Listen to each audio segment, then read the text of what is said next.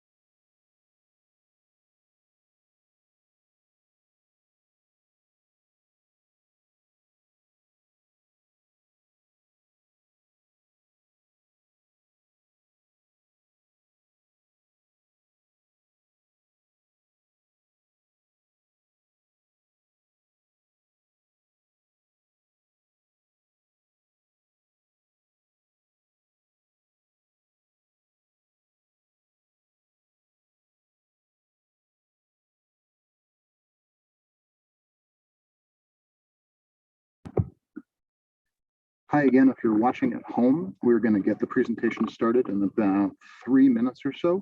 If you haven't yet, please go ahead to that QR code and sign in. We'd love to know that you are watching this live with us. And then go to menti.com. Use the code 73333488. Let us know how you're feeling about the post-secondary planning process. We're going to get started with the full presentation in just a couple of minutes. Thanks.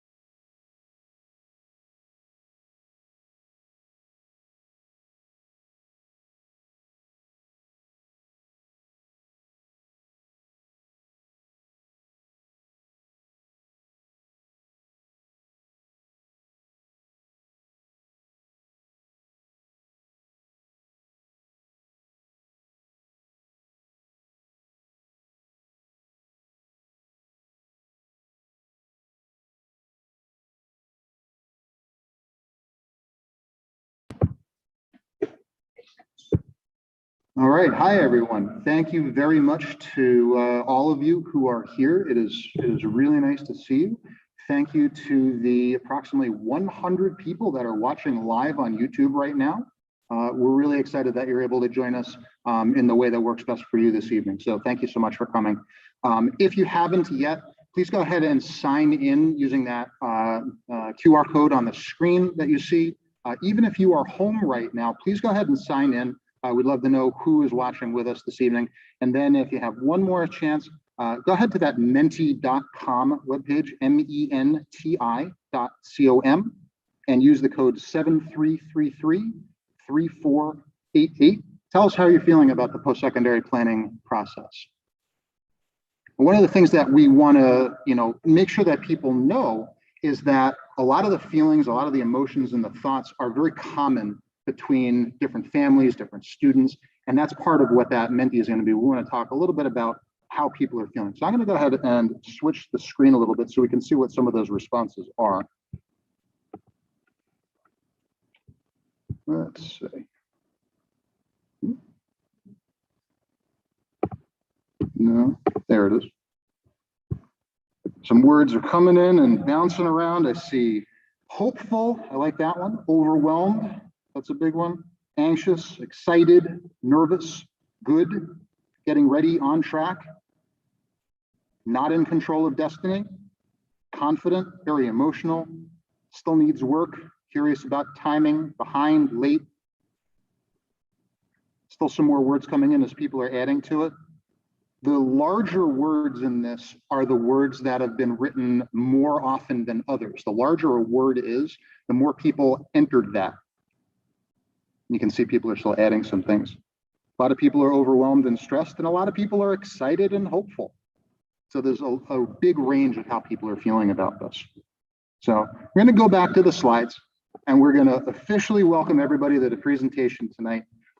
Like I said before, we're so excited that you're with us, whether you're here in person or home watching. My name is Ross Wolfson. I'm the school counseling department head. I'm really excited to be back. I was on a leave last year, so this is my first time speaking in front of a lot of people as we are, back in school this year. Tonight, we are going to be talking about the various components of high school planning. A lot of the seniors that are watching right now started meeting with their counselors, and we're introducing them, reintroducing them to a lot of the things that are going on into the process. And we want to make sure that everybody watching tonight and everybody watching in the future of this video is going to learn about the college application process and the high school planning process, because it's not just about college also. I want to make sure that everyone knows that. People are doing military, people are going to work, people are taking gap years. A lot of what we're going to be talking about is going to be a little bit specific to college, but we want to make sure that people are aware that your counselors are going to be working with you with whatever your plans are going to be. So it's not just about college, it is about the post-secondary planning process. We also want to make sure that everybody is aware of the process for Westboro High School and how we work with students, and making sure that the students understand the steps that they are going to be taking as part of this process. And that is a big piece as well. Wanting to make sure that the students are taking ownership of the process, knowing what those next steps are, making sure that they are asking questions as they are going through the process. The last thing that I want to make sure that you're aware of, especially if you're watching at home or here in person, we do have digital handouts for this this evening. You can go to the link that's on here, or if you go to the school counseling webpage on the left-hand side of that screen, you'll see a direct link to the digital handouts. One of those handouts includes the Big 10 things to be doing during senior year. So that's going to be something that we're talking about a little bit later.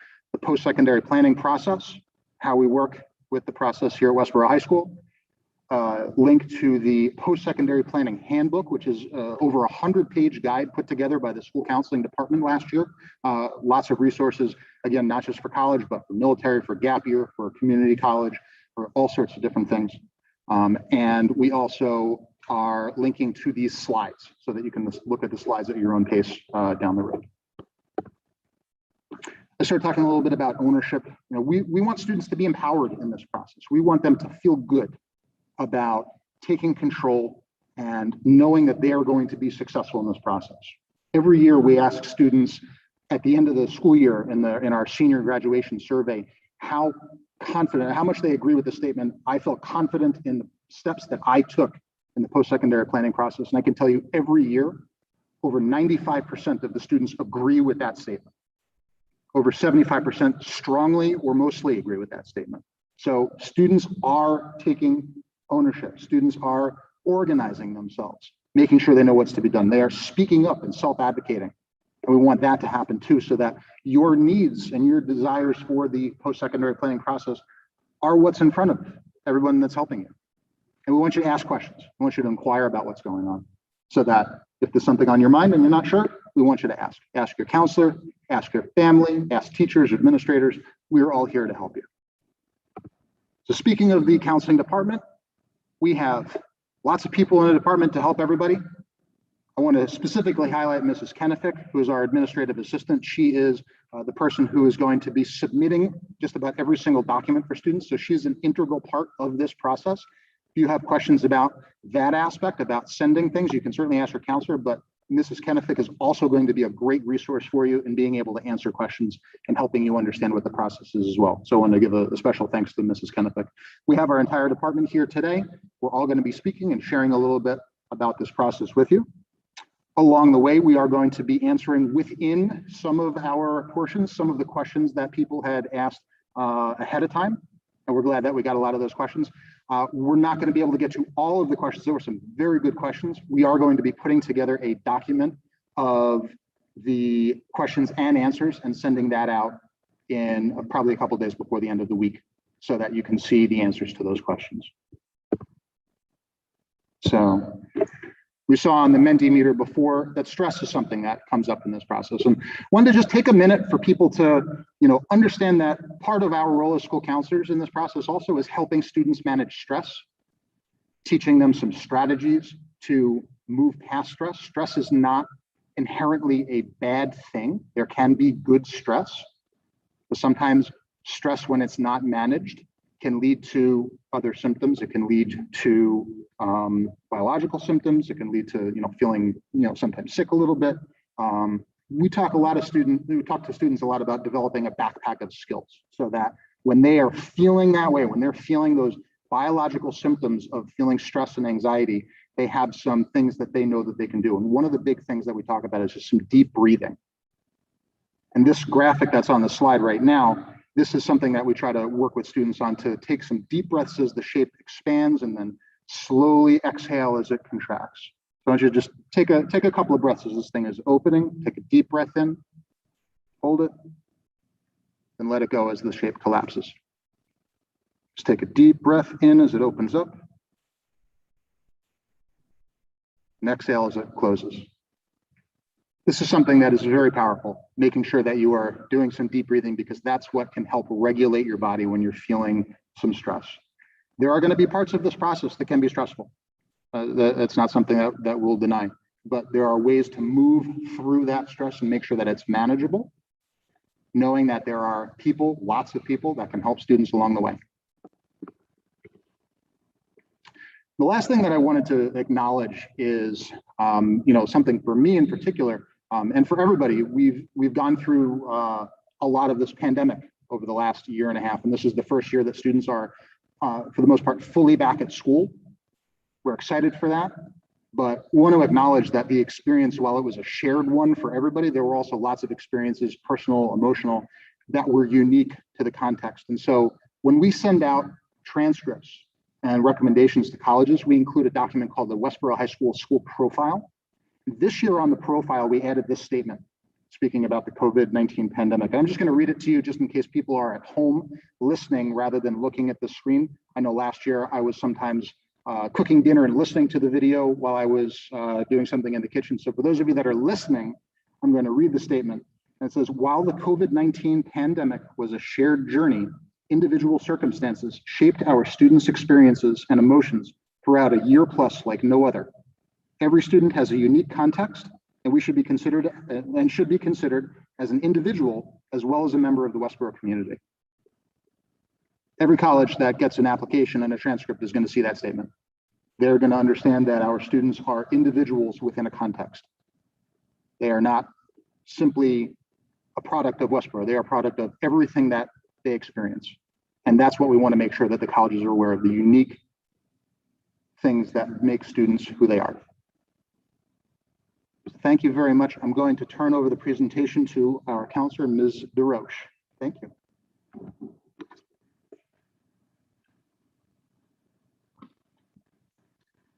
Well, hello, everybody. I'm Mr. Roche. This is my second year here at Westboro High School. And let me just say, I'm super excited that all the students here, you made it to senior year. So congrats to you. So I want to talk a little bit about some of the current trends that we're seeing in college applications. So this year, this year and many years, there's a continued emphasis on social media. I know a lot of seniors are very into social media. So here's a little tip to you all. If you wouldn't want your grandmother to see it, please don't post it. Because now schools are looking more and more into your social media. They're seeing students less, especially during the pandemic. So this is their way of getting to know the students. Another new policy that started really last year, some schools have been doing it for a while, is the test optional policies. So this is your SAT and your ACT. Many schools have decided to continue their test optional policy. This means you do not need to submit any test scores. And when they say optional, they truly mean optional. I have a lot of students that come into my office and they go, well, I really need to take the SAT and do better and do better. And I say, I would like, yes, please take the SAT.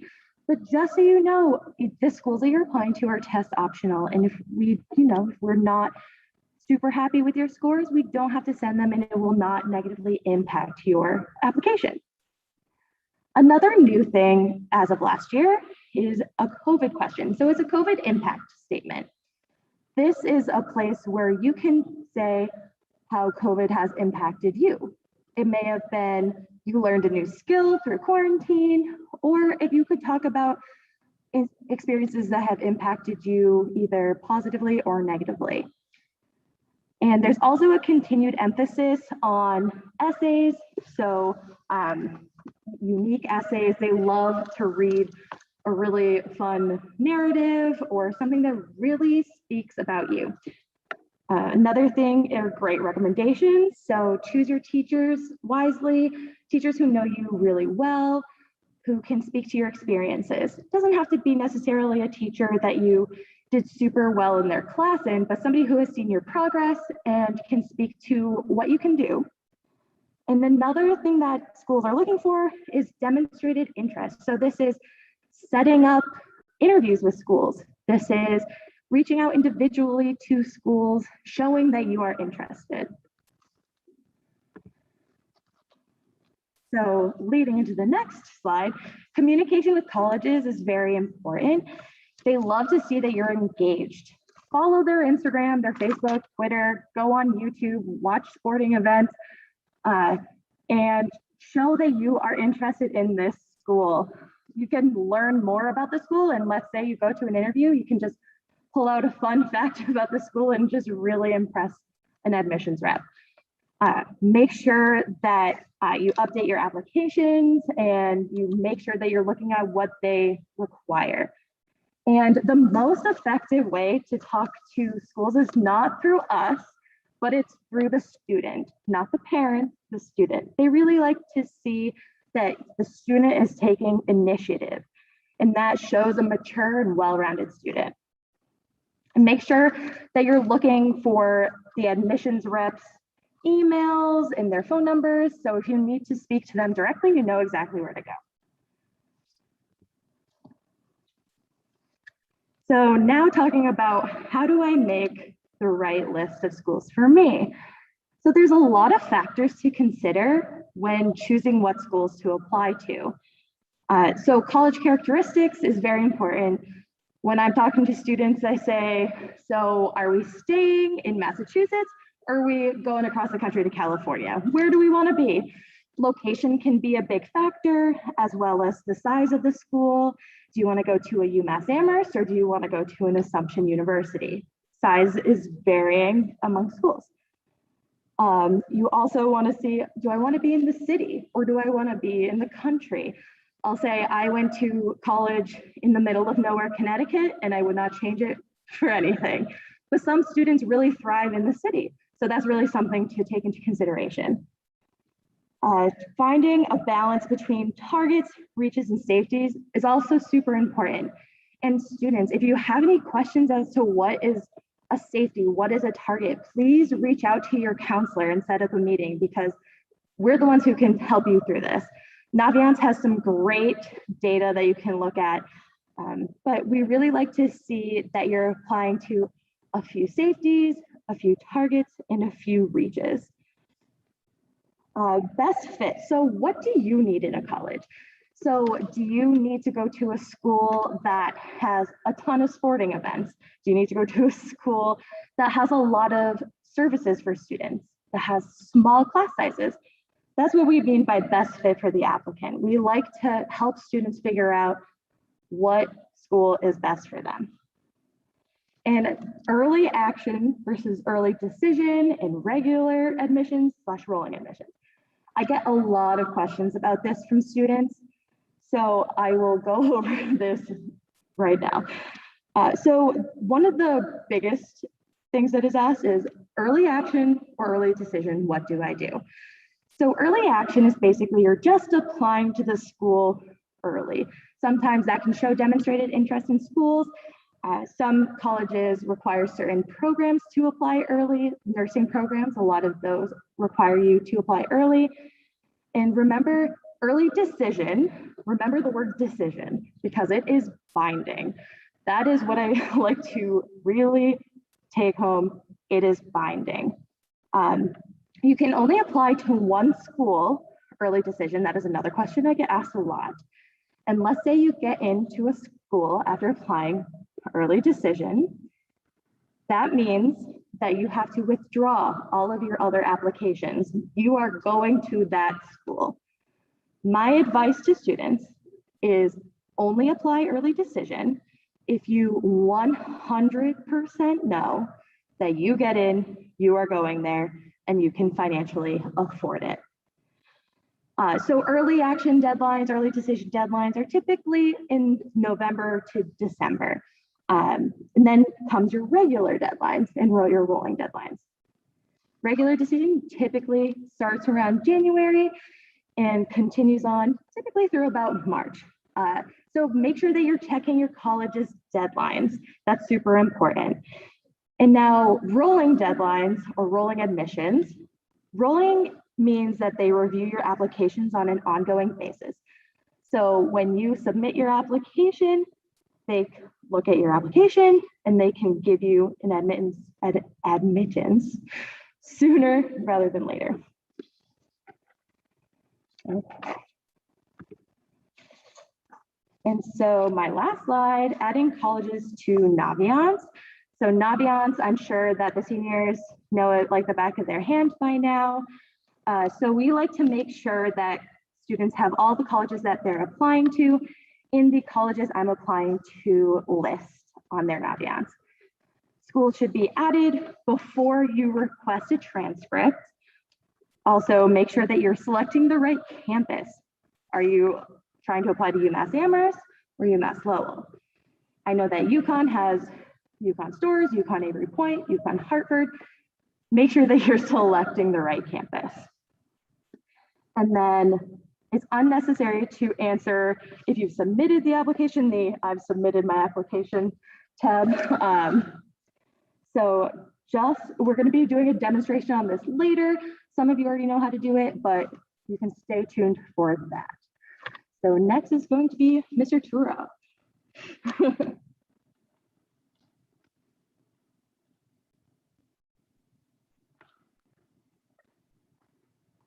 Guys, you can hear me all right. So I'm Mr. Saturo, and this is my first year at Westboro. So I'm excited to learn alongside all of you in this whole process. So here we go. So I'm sure most of you have already tried or used the Common App. So the Common App is where you're going to use, most colleges are on the Common App. So that's where you're going to apply. And the Common App has demographic questions. And it also has the essays that you're going to write. So there's one basic essay that they have you write, and then there's supplemental essays. So those are going to be more specific to the school that you're applying to.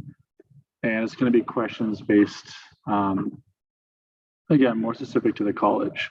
So why would you be a good fit on campus? What interests you about the school the most? So it's going to be questions that are more specific to the school, where you can kind of show your interest, and it kind of is a place where you can communicate to the school why you're interested in that particular school and why you applied. So it's a good way to kind of add some uniqueness to the essay portion of the Common App. And again, make it unique to the school. Why is this interesting to you? Why do you want to go to the school? And then there's also a COVID-19 question, which some of you may have come across. Again, this question, if there's something that, COVID really impacted, again, if it can show resilience, show creativity, if COVID impacted you in a strong way, you can write about it. And it just adds to your application. It adds to that well-rounded profile that colleges are going to see.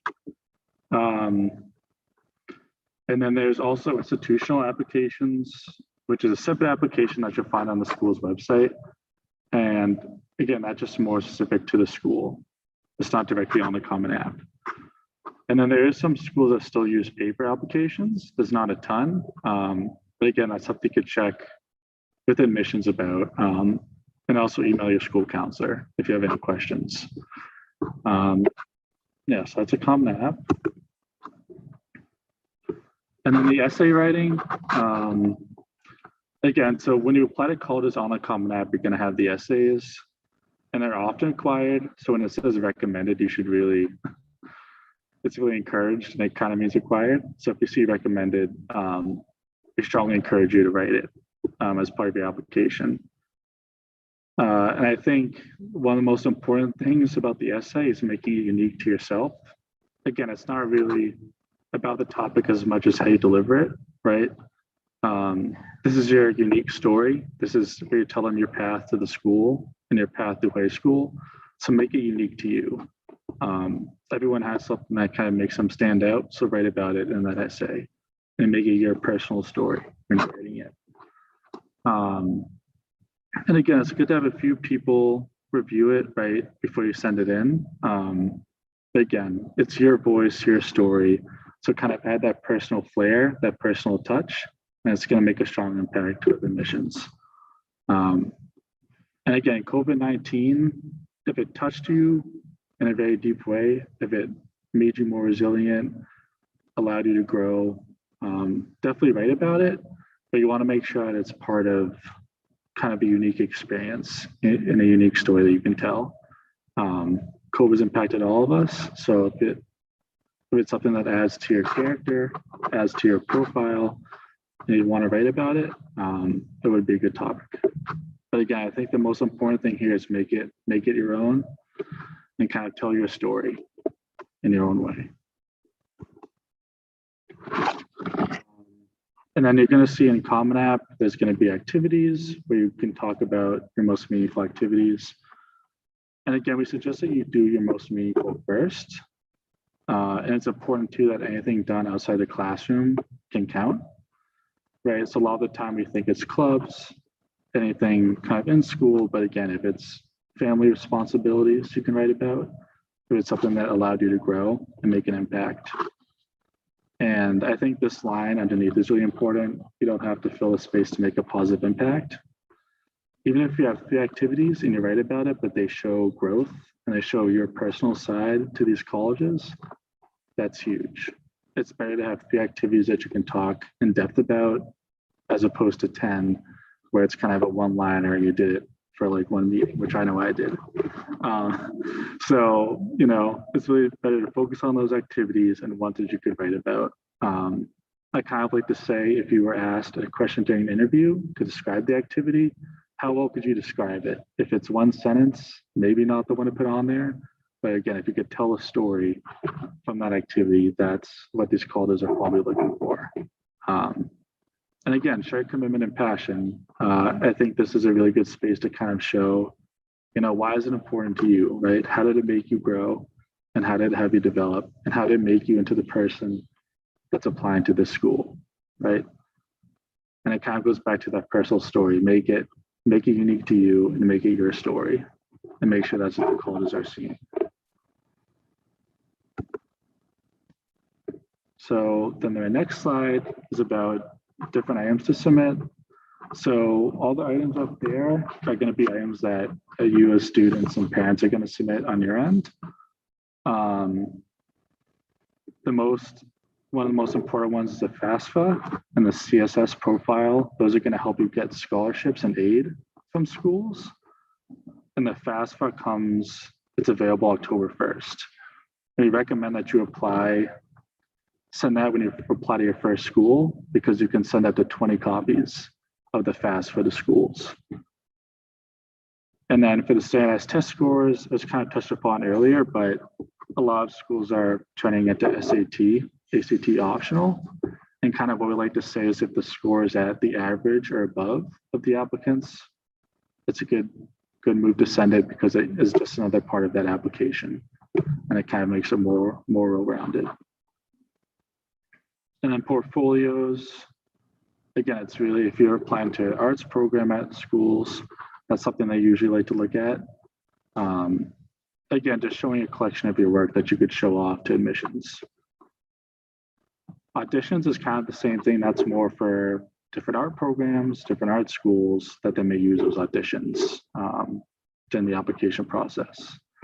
And then interviews, some schools still do them, not every school. But I think what we recommend is that if you're comfortable with it, if you're a really good interviewer, it's just another part of the application that could stick out. And you never know what could stick out to admission, so it could be a really strong interview. So if it's something that you think is going to be a good part of the application, we recommend that you do the interview. I think that is it. So I'm going to come up next. Thank you, guys.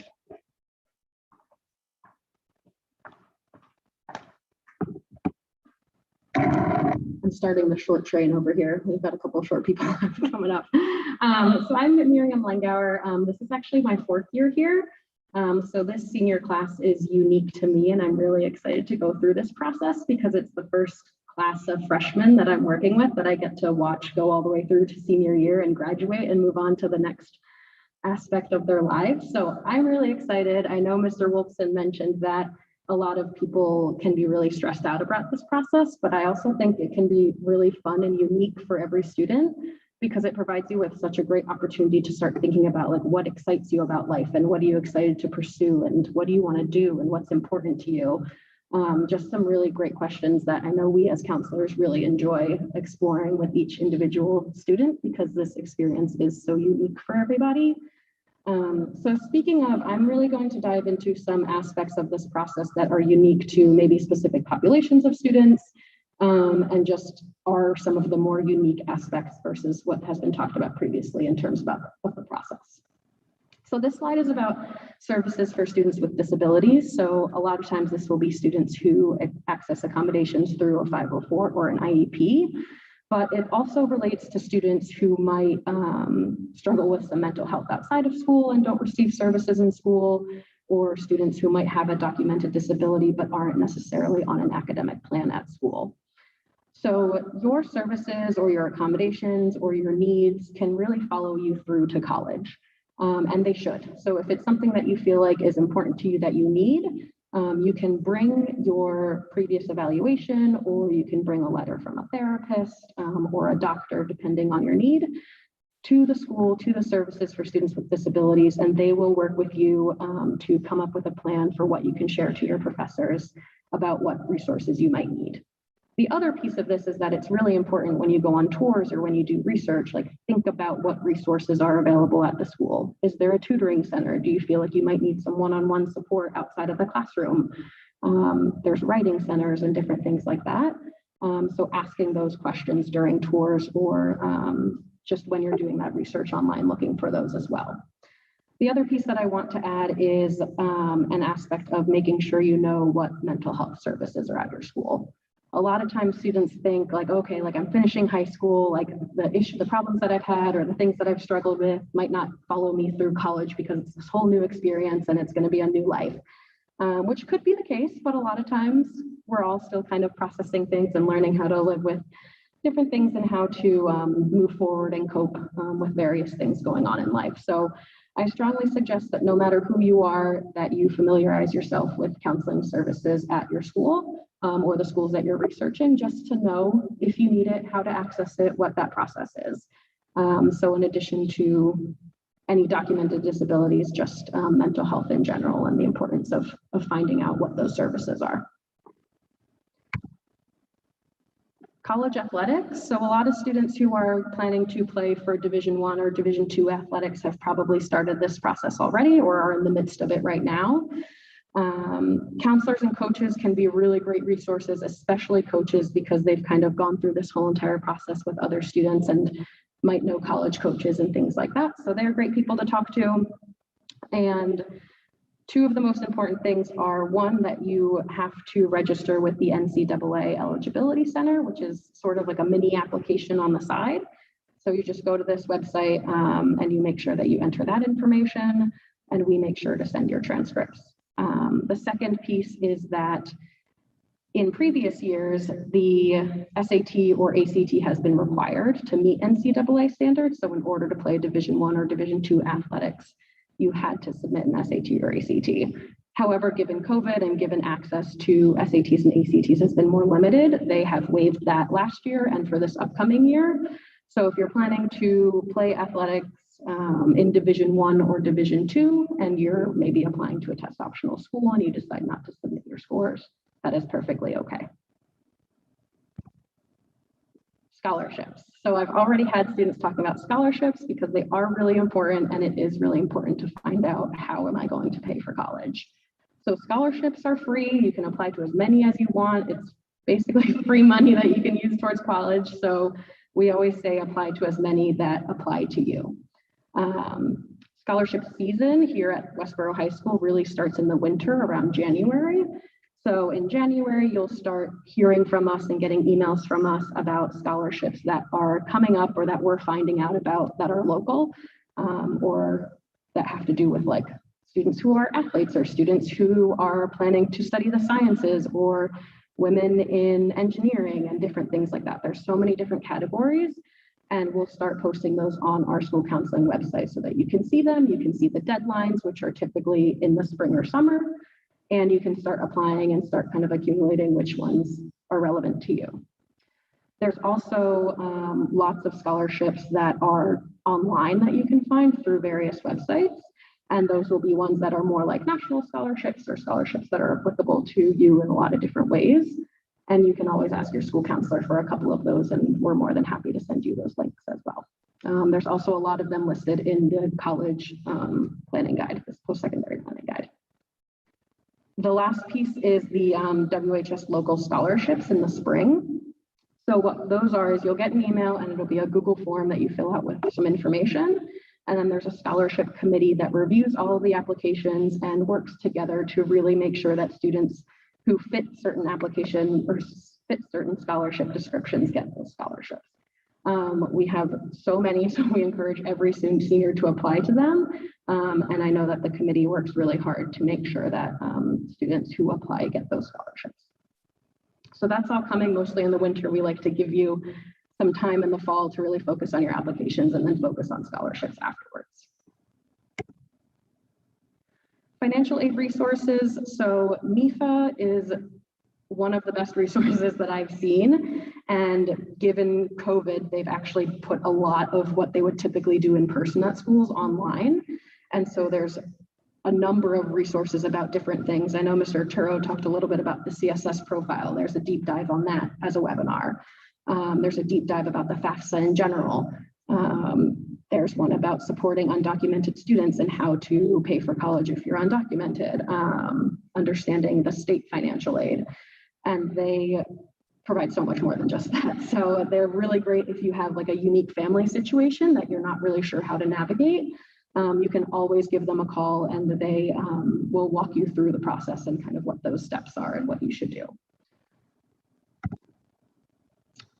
So Miss Jasmine Durbano is going to come and talk about the Senior Big Ten that you all got an email about, and that's really the big to-do list for, as long as you're following along with this, you're going to be in really good shape.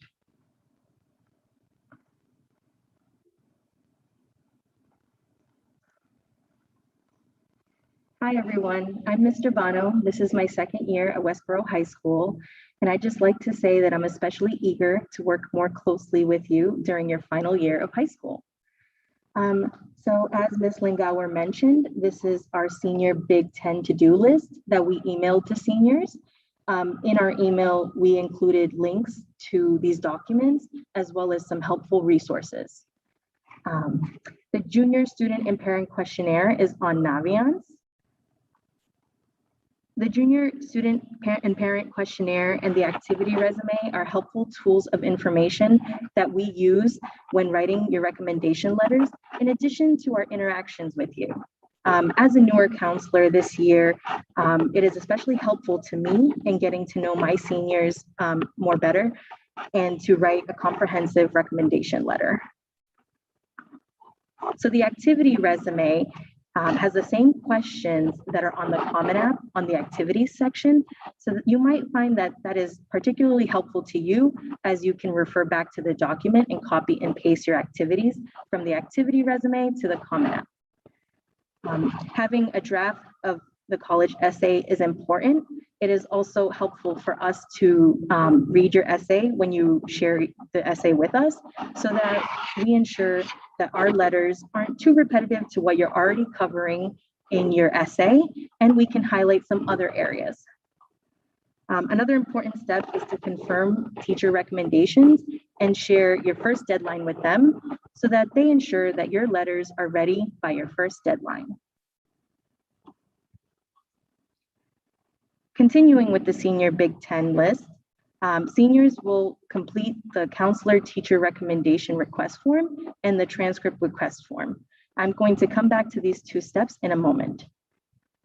Matching the Common Application and Naviance accounts, it is important that you match these accounts so that we're able to send your materials via Naviance to your applications. If these accounts are not matched, we are not able to send your documents to your Common App schools.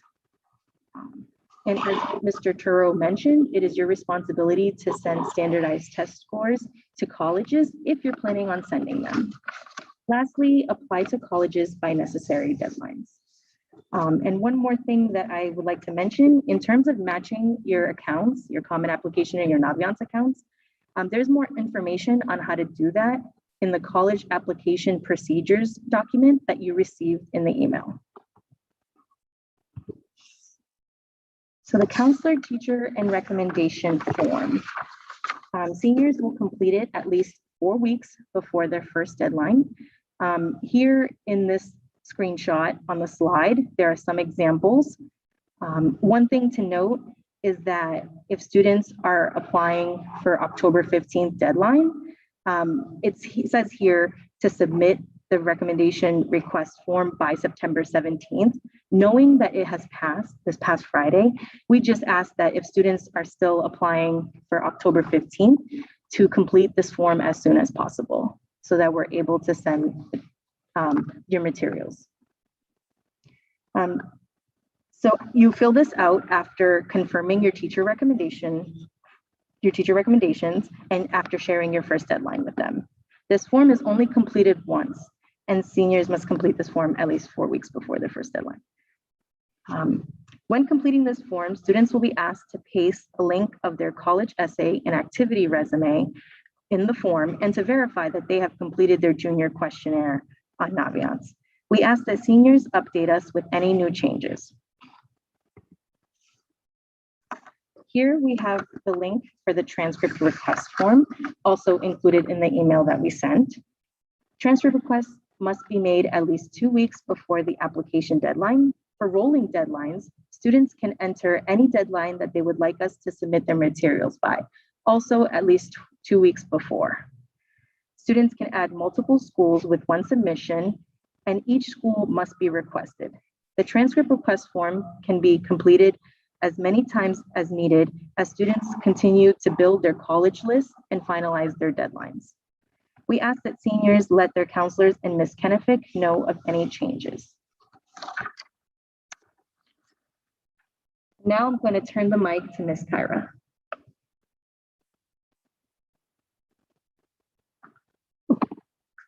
Thank you. Welcome again, everybody. So rest assured, we know that you all probably have so many questions. So my few slides are just going to cover some of the resources that we hope you all will access following the program in the next days and weeks and months to come, so that all of the individual counselors can help you and your students get through this process. So on this slide, you're going to see at the top a couple of really handy websites that hopefully you can bookmark in your computers when you get home. The students are pretty well versed with using Naviance as well as accessing our school counseling website. But just a reminder, parents are, you guys have your own Naviance websites and passwords and lots of helpful information on our school counseling website. And then just a reference of all of the counselors' individual and direct email addresses, as well as our phone extensions.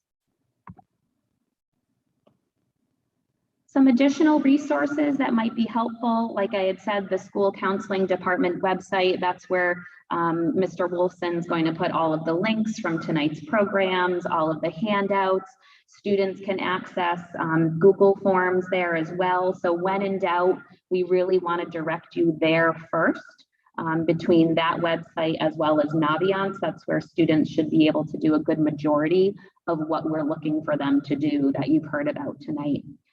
We referenced a couple of times the post-secondary planning handbook, and on the next slide, I'll show you a visual just as a reminder.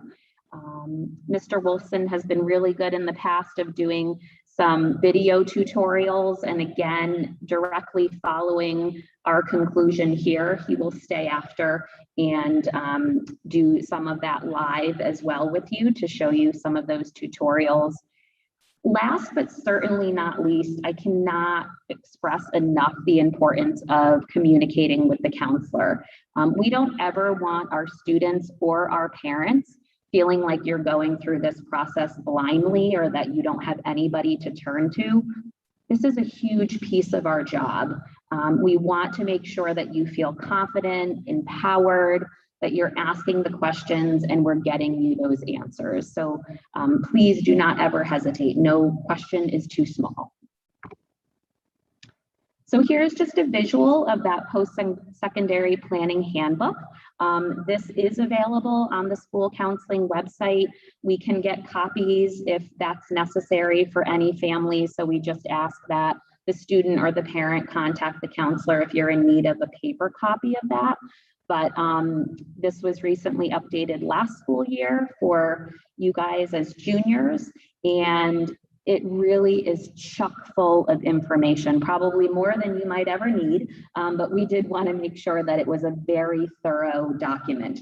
Extensive information about pretty much everything in the post-secondary planning process, including gap years if students are taking to look for a year off, different military branches, how to interview for jobs if you're going off to work. Huge resource there. So please feel free to spend some time looking at that on our website. So the counselors are gearing up. We're really excited. We're going to be starting our individual conferences with our seniors. Students should be hearing from their direct counselor if they haven't already in regards to how to schedule this appointment. We'll give you those instructions directly in an email so that you know what you need to do to request that appointment. And counselors will be prioritizing those appointments by application due date. So we'd like to make sure we're seeing students with early deadlines on the early end and then regular deadlines a little bit later on. But we do want to emphasize if any student has any question at all, or they're feeling anxious about something, or they don't even know their deadline, they don't know where to start and they need us, please just reach out to us. We're not going to push you off and say, you need to wait. We definitely want to talk to those students on the early end as well, so that we can help move you along in the process. So please, if you haven't heard from your counselor yet, that email will be coming out any moment. So I'd like to just leave the students really with this quote. And I'll read it because it really struck me. And it's really speaking to the students, but I think it's important for the parents to hear as well. So I found this quote when I was doing some reading recently about students and their feelings of self-worth as it connects to college. And who am I and what am I all about and the name tag on the school, etc. So I came across this quote from a young lady named Andrea Lirio, and she's in this year's graduating class at Bryn Mawr College. So Andrea wrote, "If I made my decision based on where people thought I should go instead of where I knew I belonged, my experience would be very different. Overall, you need to know who you are and recognize you have your own personal journey and path. The first step is to fully appreciate who you are and where you are in life. You need to understand and embrace everything you have to offer and realize you're unique in your offerings, thoughts, and abilities.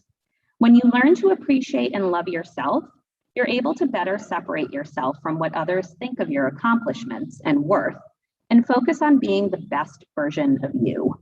And that's truly what we're trying to help all of our students. We want to meet you where you're at in this process, whatever that journey is for you, whatever that right fit is for you, we are here to support that for you. As Mr. Wolfson mentioned at the beginning of the presentation, we appreciate your questions. We will be reviewing those, answering those and more, and we'll be getting out a document to you with all of those answers within the coming days. So please stay tuned, and thank you again to those of you who sent in some questions. And that's the end of this piece of the program. So I'm going to switch it back over to Mr. Wolfson, who's going to review some of those live application pieces with you. So thank you again all so much for joining us. Thank you. And if you're watching at home, we're not done yet. If you can hang out for just a couple more minutes, we're going to show a live demonstration of the new process for adding colleges to your Naviance account. It is a little bit different this year. One of the new features in Naviance is that it connects to the common application, and that's always been something. We're going to click some chimneys now so I can get into Naviance. Anybody else see any more chimneys? Nope, I didn't get all. There's one. All right, so I've logged into Naviance as my test account. I'm also going to log into the common application, and you'll see how these two things interface with one another. So I started saying Naviance and the common application have always synced with one another. That's what allows us to send transcripts and recommendations from Naviance to common application schools. Naviance changed the process a little bit this year, and one of those changes is that schools that students add to their Naviance accounts are automatically added to their Naviance accounts.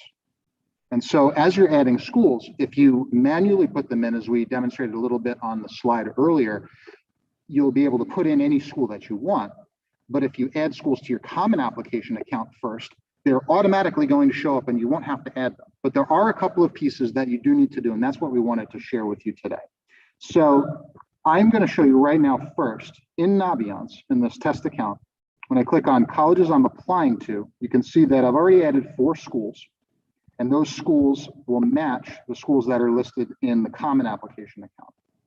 Now, in Naviance, if I want to add another school, say that's not part of the common application, I can click this plus sign. Let's say I'm applying to Fitchburg State University, and maybe I'm applying regular decision. The only option that they have to apply is direct to the institution because they do not use the common application. So I'll add that application. Any school that is not using the common application at all, that's the way that you need to add that college. If you realize that you put in the wrong type of application, you can always click on the little pencil that says edit, and you'll be able to change the application type to rolling decision, or if you're applying to a specific program, you can make those changes and then save the college application. Now I'm going to go back to the Common App tab. As soon as the There we go. Now, in the college search area, let's say I'm going to add UMass Amherst. I can start typing the word Amherst, and you can see any school with the word Amherst in it or the city Amherst is going to show up, and I can click plus.